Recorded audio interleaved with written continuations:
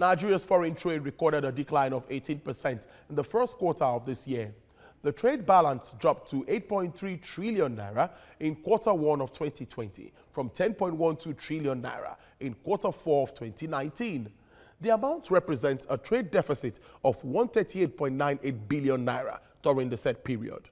The fall in the country's foreign trade was due to global slowdowns in economic activities caused by the coronavirus pandemic. The National Bureau of Statistics notes that the value of crude oil exports accounted for 2.9 trillion naira, representing 72% of total exports, while non-oil exports stood at 1.14 trillion naira, representing 28% of total exports during the same period. The global health crisis resulted in several countries implementing varying degrees of restrictions with respect to international trade, travel and tourism. The report also showed that the value of imported goods declined in quarter one 2020 by 22% to 4.2 trillion, that's from 5.4 trillion naira in quarter four 2019. This was also as a result of the decline in the value of machinery, transport, equipment, chemicals and related products and crude inedible materials. The consecutive quarters of negative trade balances and lower imports and exports occurred against the backdrop of a global slowdown in economic activities as a result of the global pandemic. The Chief Executive Officer of Cowry Assets Limited, Mr. Chukwu, joins me now via Skype from Lagos Island to talk more on this. Mr. Chukwu, it's great to have you join us on the show today. Thank you for your time. Thank you, Tibi, for having me. Yes, the focus was to be on trade and what's been happening with the decline. But let's start with a breakdown of the revised 2020 budget, which is hot in the news at the moment, 10.805 trillion. This is another revision. Some countries have revised their budgets as well as once again. For Nigeria, now 422 billion naira is fixed for statutory transfer, 4.9 trillion naira for recurrent expenditure, and 2.4 trillion naira is for capital expenditure. What do you make of this spending plan? It's like you rightly said, a lot of countries are revising their budget. A lot of countries have adopted expansionary fiscal policies to try to pump liquidity into the economy to moderate the impact of COVID-19 pandemic on the economy. So Nigeria is not an exception. Many countries are going to go into public works. Countries are going to look for how to put money in the hands of their citizens. Some countries like US, European countries are giving out cash handout, some form of palliative to their citizens to support consumption and moderate the slowdown in economic activities. So seeing that Nigeria is also adopting an expansionary monetary fiscal policy is not strange. The only challenge I have is that if you look at that spending budget, you recognize that you mentioned 4.9 trillion naira as recurrent expenditure. Well, that means that if you look at the personnel cost of about 3.7 trillion naira, you also have another government overhead of about 1.3 trillion naira, summing up to the 4.9 trillion naira. You have debt service of 2.9 trillion naira, and you only have budgeted capital expenditure of 2.4 trillion naira. The greatest challenge about this is that this capital expenditure component can only be achieved if the government revenue is achieved, because the government is already going for a stretch in its borrowing. As you recognize that almost 50% of that capital of the budget will be funded from borrowing. So if the projected revenue is not achieved, the budget for capital expenditure becomes difficult to implement. And that's the crux of the matter, because if you don't implement a capital budget, then you are not going to stimulate the economy. If you just continue to pay salaries to existing employees and you pay debt service obligations without injecting liquidity into the real sector of the economy by building infrastructure and creating new employment, particularly that will take up those people who may lose their job from the private sector employers, then you are not going to stimulate the economy that is required to come out of a recession. And other thing you have to look at, which is why the concern for me is, can we achieve the projected revenue? The projected revenue is based on an oil price of $28 per barrel and the crude production of about 1.8 million barrels per day. If, like the GM of NNPC said, we're going to abide by the OPEC production quota assigned to Nigeria, which is about 1.41 million barrels a day, even if you even add the condensate, which is not part of the OPEC quota, you are not going to achieve a 1.8 million barrels daily crude production. So if you don't achieve that, because like you know, crude oil still accounts for more than 50% of the government revenue, then it becomes difficult to achieve the budgetary revenue. And once that fails, there won't be resources to invest in capital infrastructure or capital expenditure. And without investment in capital expenditure, the purpose of reflating the economy will not be achieved. Now, another thing, that the sum of 500 billion naira was added to the budget as an intervention fund for COVID-19, of which 186 billion naira was earmarked for the health sector. This seems to be like a step in the right direction. Yes, it is a step in the right direction, though it may still be small given the demand for intervention in the health sector and other sectors of the economy. But it's like you rightly said, it's a step in the right direction. The government needs to provide, like I said, you need to provide support, economic support to several sectors of the economy that had hit. For the health sector, what they are trying to do is to build a health sector that can manage this pandemic locally.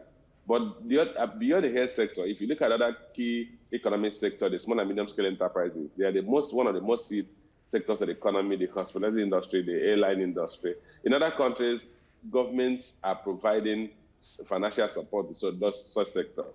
And I want to believe that the balance of the 500 billion will go to support some of these sectors that are badly hit, so that we can minimize the level of loss of jobs that will occur in those sectors. Beautifully said. Now, oil and non-oil receipts, as well as contributions to GDP, have largely not been up to optimal levels during this quarter, with a sum of 2.9 trillion naira marked already for debt servicing. Now, how does this come to you with regards to borrowing plan for development and strategies to service debt? Well, like I said earlier, the challenge is that you are dealing with some non-discretionary expenditure, and every country has to borrow. But unfortunately for us, we already have a highly over-bloated bureaucracy and cost of governance. Like you said, 4.9 trillion is going into government overhead, which includes salaries and wages and running costs.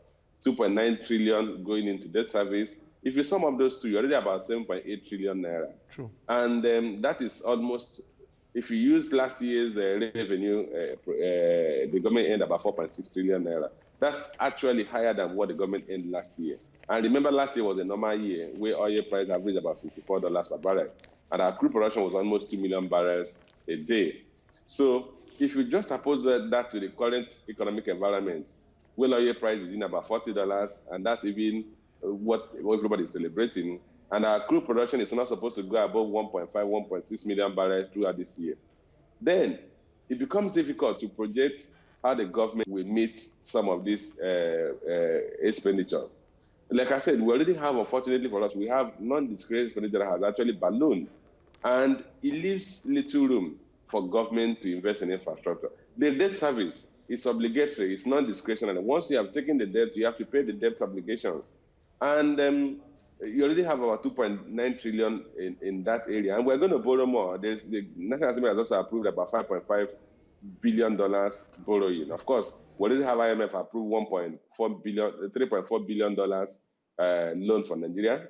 The World Bank is we're hoping to get about $1.5 billion from the World Bank, another 500 billion from African Development Bank, 500 million from African Development Bank, another 1.3 million from Islamic Development Bank. So when you sum up this, you have about $5.5 billion.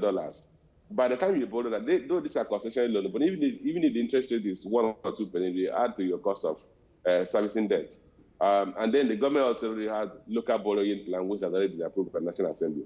So in effect, the challenge we have is that we are currently borrowing to service debt and to incur the current expenditure.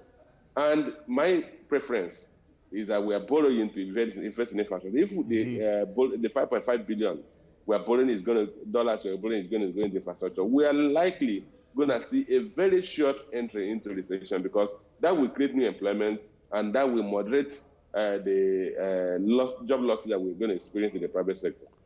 Mr. Johnson, let's now discuss the latest report from the National Bureau of Statistics on foreign trade. Now, what do you make of the 18% decline, which now pegs receipts from foreign trade at 8.3 trillion naira in the first quarter of this year, with global trade now an all-time low due to the impact of coronavirus pandemic? Do you forecast a further decline as we move on in the year? Yes, the decline about 18%, 7.9% was expected. Well, I wouldn't say the exact percentage decline was projected, but virtually every country saw some shrinkage in their international trade in the first quarter. As you know, the supply chain disruption had actually occurred earlier in the year as China had locked down Wuhan, and several countries began to lock down their economies.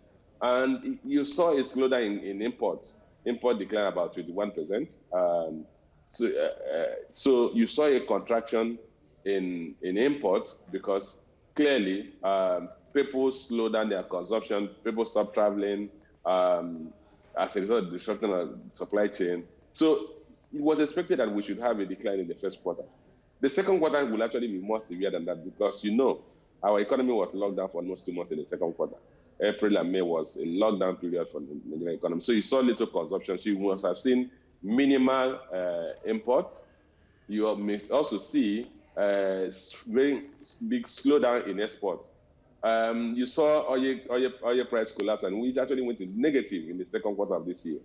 So at some point, the concern we are that we were not even finding the market to sell our cargoes, crude cargoes. So that will impact on your export. And as you know, crude oil accounts for about 72% of our exports in the first quarter of this year. So going forward, the other 2 quarters of the year, we should also still see some level of depressed international trade or foreign trade in the third and fourth quarter because global economies are not likely going to open up fully. Demand or consumption is not likely going to be restored in the second, third, and fourth quarter of this year. So this year, as it stands, we see low international trade between countries. And unfortunately, we're even seeing countries pulling back from international, beginning to look inwards, trying to build back their manufacturing businesses and trying to reduce the impact of China in their international trade relationship. Okay, let's talk through the sustainability of the Nigerian economy now. We once again have to take seriously the diversification agenda, looking at the export base of the country, largely on crude oil exports at 72% and non-oil at about 28%. Now, what measures can be adopted in the short and medium term to improve on the non-crude export base and incentives to drive this? Well, what we can do in the short term is to further enhance our agricultural sector. If you look at our export report for the first quarter of this year, the first quarter report we're discussing, you realize that export of agricultural products increased by about 85% in the first quarter of this year. And we also saw an increase of about 60% in the export of raw materials from this country. So the short-term approach should be to further encourage the agricultural sector, including agricultural value chain, so as to improve not just the export of raw agricultural products, but also export some level of processed agricultural products. We also already saw some processed cocoa products. We saw some level of processed cashew exports. We saw export of sesame seeds. We saw export of ginger. So these products, we need to grow them more. Beyond growing them, we also need to build processing factories or industry that can transform them into some level of processed goods, so that what we're exporting will include value-added products. That's for the short term. For the medium to the long term, we need to improve on infrastructure supply so that the manufacturing sector can also join the sector that is exporting products from this country. We need to build our power supply. We need to build our transport infrastructure. We need to build our export terminals or export processing, the logistic facility that you need to export goods from your country, particularly the seaports that can handle bulk goods exports as well as liquid goods exports. We need to do that to be able to export more other than exporting crude. That will take some time to achieve. And that's why I say that will be in the medium to the long term. Indeed. Mr. Johnson, before I let you go, we are running out of time, but I really need to ask you this question. Looking at regional trade, AFCFTA, all moves being made, ECOWAS, AU, is there a way we can leverage on this to help assist Nigeria to, from cushion the effect of external shocks? Yes. I mean, if you look at the West African sub-region, the population is in the neighborhood of 200 to about 350 million in the West African sub-region. That's a larger market, almost twice the Nigerian market. If we come up with policies that will encourage trade between us and those countries, you realize that a lot of times we also export manufactured goods to the West African sub-region. And that will enhance the products or the size of our exports. If you look at the report for the first quarter, you saw export to Cameroon, export to Ghana, and export to South Africa. Cameroon and Ghana are neighboring countries. We exported vessels to Cameroon and exported helicopters to Ghana. So we can also re-export even manufactured goods to our neighboring West African countries. And that will help moderate the impact of crude oil exports on the Nigerian economy. All right, thank you very much, Mr. Johnson Chukwu, the Chief Executive Officer of Cowry Assets Management Limited. It's always a pleasure having you on the show.